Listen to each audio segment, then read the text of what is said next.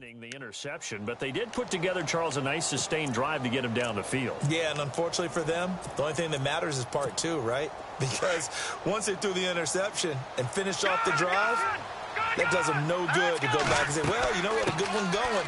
Finish things off. That's the only way you can get it done. And he's going to bull his way forward to the 48. It's a pickup of 4, and it'll bring up second down. Well, Brandon, pace comes into play now because they've got the advantage. They've got the football, but they've got to be very careful about what speed they're going to play. You know, my music teacher back in New Paltz, Mrs. Bythema Bagley, used to say, don't go prestissimo when you really want to go largo. And what she meant by that is don't go too fast when you really want to go at a nice, slow, deliberate pace. I am speechless. I am without speech.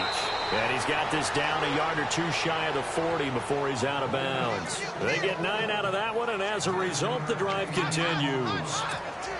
Do my eyes deceive me, or is he getting stronger as this game moves along? Burst seems just as good here in the 4th as it was way back in the 1st, doesn't it? I do believe someone put a lot of time in the offseason and continues to condition during the season in order to continue to carry the ball at this rate. A good run there on first down, and it'll leave them with a 2nd and 2. And I'm guessing you'd say this is kind of the key here. Grind out some yardage, work on that clock, see if you can continue to tick it down. Definitely. You want to bleed things out at this point, right? Continue to possess the football, gain some yardage, and put the onus on the defense. Do they have to use timeouts? What are they going to do to stop you? You're taking charge. Just 4 yards on the pickup, but that's good enough to extend the drive. Well, I don't think there's any question, Brandon, at this stage. The stop troops, the defensive guys, they got to use their 3 timeouts here. They've got to stop them and get the ball back. Yeah, if you're in that 2 to 3 score deficit window that they're in now, you got to get it ASAP. Yeah, no doubt about it. Stop them, use your timeouts. Easier to move the ball on offense without timeouts than to stop them on defense without using them. They pick up 12 on the play there, and they move the chains. This is something you got to be wary of defensively. I mean, just because they're in the mode of trying to burn some clock doesn't mean they won't pass it, and they got good yardage out of that one. Yeah, and really, when you're looking at it, now they've got a fresh set of downs. Look for check, Patriot!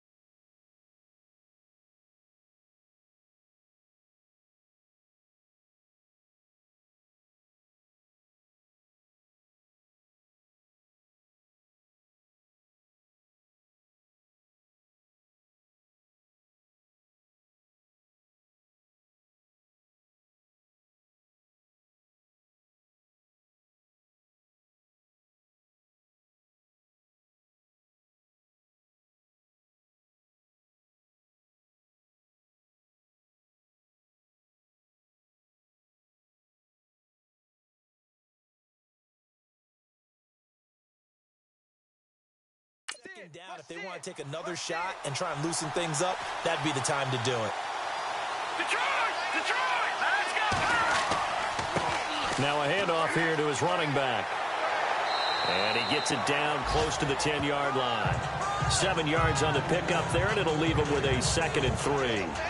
Starting to become a tough spot for this defense. You're down 4th quarter, looking a little fatigued maybe on that side of the ball. Partner, we've seen this before, haven't we? Because every coach we've ever talked to says body language is important. And now you're seeing guys with their hands on their hips, they're bent over, hands on their knees. And the offensive guys, they're just saying, let's just keep running it at them. We've got them now. Time for a break. We'll come back to wrap this one up after this. So the Bears with the football here as we welcome you back. And no doubt what they're looking to do is just salt away the final couple of minutes and escape with a win. Going to give this time to the tailback. And not going to be able to push this forward. He runs into a wall right at the line of scrimmage. Big boys down there in the trenches, and a nice play to stop him cold. Nothing there. Yeah, when you talk about big boys, you're talking about those defensive tackles, those nose tackles. They're not just big, they're immense. And what a big-time play there. Watch it now, Barney, hurry up, here we go. On 3rd down, it's Hale, and he'll be taken down here at about the 11. Just a 1-yard pickup there, and it'll be 4th down. Well, this was just simply excellent defense. On this third down, they had to be alert for the possibility of a pass, but that didn't stop them at all from understanding what was going on when they decided to run the football, and they just swarmed and stuffed them for almost no gain.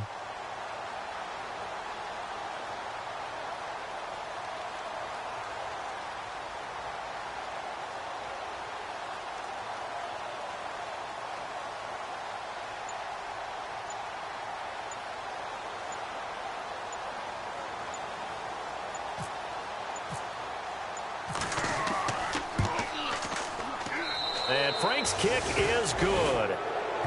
That game's gone final, by the way, down in New Orleans. And it was the Saints that wound up winners in that one. Another victory perhaps in the cards. They're looking as good as anybody as the playoffs draw near. So it's 3 more points, and that widens things out even further here in the fourth. Hey, in this league, you can never have too much. So if you're in range, grab the 3 whenever you can. The Vikings offense making their way back out. Now let's give you a look at the playoff picture coming into the weekend in the NFC. They're down big here late. I don't know. You just one last drive here for pride? Some people like to do that. I remember playing for a guy once. We were down huge, and someone said, "Coach, what do you want to call?" He just waved a hand like, who cares? Let's get out of here and do something some other time. But some teams like to do something at the end to feel a little bit better as they continue to move forward. Yeah, probably just want to put this one behind them. Bridgewater throwing for his running back, and he's got him complete. A good pickup there, 26 yards. Nice game there, partner, but you and I both know that won't do anything for the final score. They're not going to win this one. Right now, they're playing for pride and fantasy points. And just to erase that goose egg, nobody wants to be shut out. Get ready. On 1st and 10, Bridgewater. And no escaping this time as he'll go down. They got him for a sack. Now before this second down play, we'll get whistles and a timeout, as the clock will stop with an even 20 seconds left to go.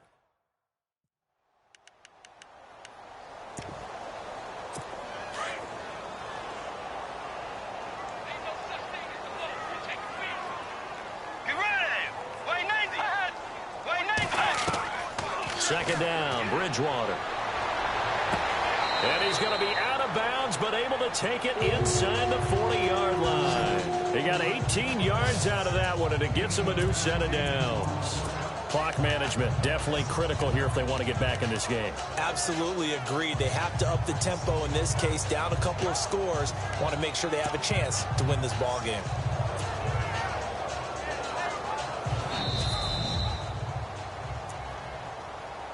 After reviewing the play, the ruling on the field stands. Now the offense lining up 1st and 10. Get ready. Blue 58. Blue 58. From the shotgun, it's Bridgewater. And he'll go down. The Bears get there for the sack. And before this second down play, we'll get a whistle, a signal, and a timeout, as he'll stop it with 11 seconds remaining in the ball game.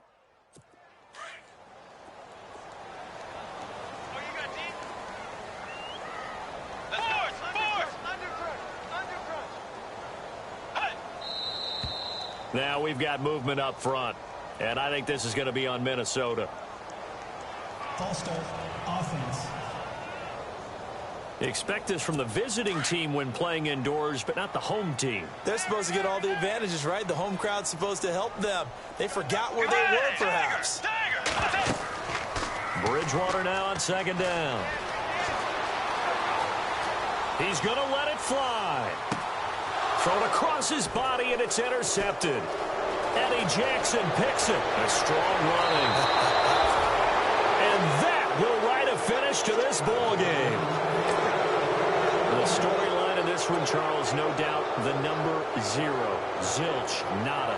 A shutout so hard to do in the NFL. It really is, and what an accomplishment, because you feel that not just on the defensive side, but as a full team. There's a lot of pride that goes into shutting out an opponent. And how about that 0 on the scoreboard for them? going along with those zeros in the time column, too. So for the Bears, the win means they'll finish in double digits at 10-6. And that is maybe not exactly what they were hoping for, but a better-than-average season nonetheless. Meanwhile, for the Vikings, they'll limp to the finish line with a final record of 5-11. And this is a team that has a few good pieces in place,